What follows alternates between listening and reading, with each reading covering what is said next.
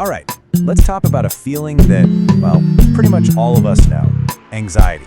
But today, we're going to look at it from a really surprising angle. We'll dig into its super ancient roots and get this, a scientifically backed way to actually get it under control. So, yeah, let's dive right in. So, picture this. You're just scrolling through your phone, right? And bam, there it is, a friend's brand new car, or maybe these incredible vacation photos. And you feel that little pang in your stomach. It's kind of like jealousy, but maybe something deeper, like inadequacy? You get that feeling that you're falling behind, and everyone else is just speeding past you. Well, turns out that feeling actually has a name: status anxiety. The philosopher Erokhane came up with it, and it's basically this deep worry that we're not living up to society's idea of success. We're constantly comparing ourselves, and we're terrified that in everyone else's eyes, we just don't measure up. And man, that fear can be a really powerful and honestly, a pretty painful thing in our lives today. So what's the deal? Why are we so prone to feeling this way? Is it all just because of social media and our crazy hyper-connected world? Well, the triggers, yeah, they're definitely modern, but the root cause, that goes way, way back. Here's a great way to think about it. Your brain is kind of like a brand new supercomputer, but it's running on really, really ancient software. See, evolutionary psychology tells us that a lot of our emotions and behaviors today were basically programmed into us to solve the survival problems our ancestors faced, like thousands of years ago. That software was perfect for their world, but in our world, sometimes it really glitches out. And this is a perfect example of that mismatch. I mean, check this out. If you ask people what they're afraid of, you're way more likely to hear spiders and snakes than guns or bombs. But statistically, modern weapons are so much more dangerous. It's wild, right?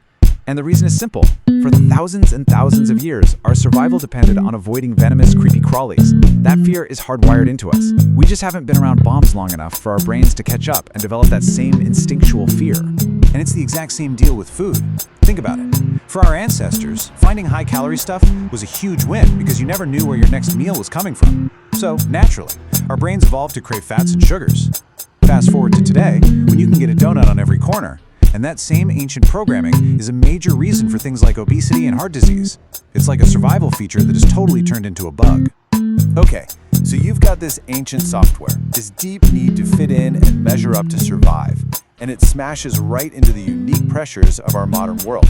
And what you get is, well, it's the perfect storm for anxiety. And seriously, don't think for a second that this is just a regular person problem. As Debatin points out, even someone like Bill Gates feels this stuff. Why? Because the key is, we don't compare ourselves to just anybody. We compare ourselves to people we see as our peers. So the goalposts for what success means are constantly shifting. It doesn't matter how much you achieve, that anxiety can always creep in. And our modern world just pours gasoline on this ancient fire. Social media feeds, they're basically just a non-stop highlight reel of everyone else's greatest hits. Then you have growing income inequality, which makes the gaps between people feel massive. And on top of it all, we have this cultural story that says your net worth equals your self-worth. It's a recipe for disaster. So if you dig down to the absolute root of this anxiety, what do you find? Researchers say it's one thing: shame.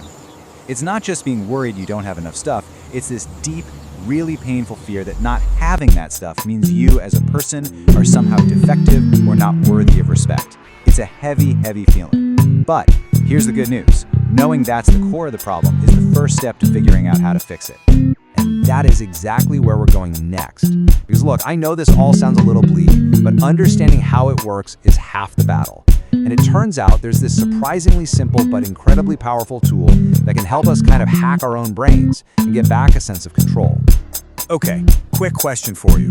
What could a global pop superstar, one of the greatest tennis players of all time, and a Hall of Fame baseball player possibly have in common, especially when it comes to handling insane amounts of pressure? The answer is they all use rituals. Before every single show, Beyoncé has the exact same routine. Serena has that super specific 5-bounce thing she does before her first serve.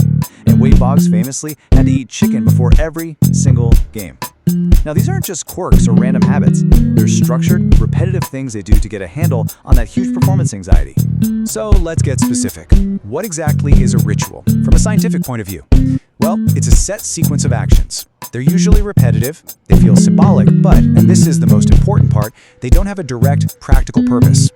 Bouncing a tennis ball 5 times instead of, say, 4 doesn't actually make the ball go over the net better. But what it does, psychologically, that's where the magic is. And this isn't just some weird thing that famous people do. Scientists have actually studied this, putting rituals to the test in the lab. And what they found is, well, it's pretty incredible. Okay, get this. In one really clever study, researchers created a super high anxiety situation.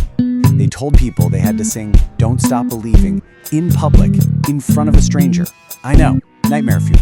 But before they sang, they split them into 2 groups. One group had to do this simple ritual: draw how they felt, sprinkle some salt on it, count to 5, and then toss the paper. The other group, they just had to sit there and wait. Now check out these results. It's not even close. The group that did the ritual, they sang way more accurately. And this wasn't just someone's opinion. Their performance was objectively better, measured by software.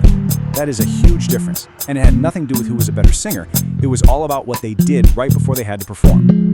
So how on earth did that happen? Well, it wasn't magic. The ritual directly attacked the anxiety. The people who did the ritual said they felt almost 1.3 times less anxious than the people who just waited. Let me put that another way. That's almost a 30% drop in anxiety. By taking all that nervous energy and channeling it into a structured, simple action, they literally calmed their brains down. And that freed up the mental space they needed to just focus and sing. But wait, because here's the absolute wildest part of the whole thing. In other experiments, they found that the specific actions don't really matter. What matters is that you believe you're doing a ritual. When they had people do the exact same things, sprinkling salt, counting to 5, but told them they were just random tasks, guess what? The anxiety-reducing effect completely vanished. The power isn't in the salt, it's in your head. It's about framing it as something meaningful. Okay, so now that we know all this stuff about our ancient brains and this crazy ritual hack, how do we actually use it in our own lives? This is where we take it out of the lab and into the real world to redefine what success and control actually feel like for us. So here are a few really practical ideas.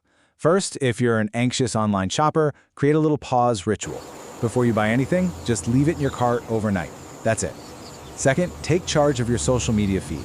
Make it a ritual to unfollow any account that makes you feel bad about yourself. And third, and this is the most important one, create a small ritual around defining what success means to you, without anyone else's input.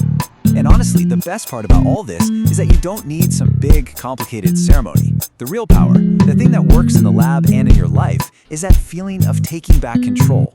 It can be so simple, it can be making your morning coffee the exact same way every single day before you start work. It's about creating your own little personal island of order in a world that feels pretty chaotic. So I'll leave you with this question to think about. In a world that is just built to trigger all these ancient anxieties, what's one small, personal ritual you could create for yourself? Something to help you quiet that noise, dial down the anxiety, and just reclaim your focus.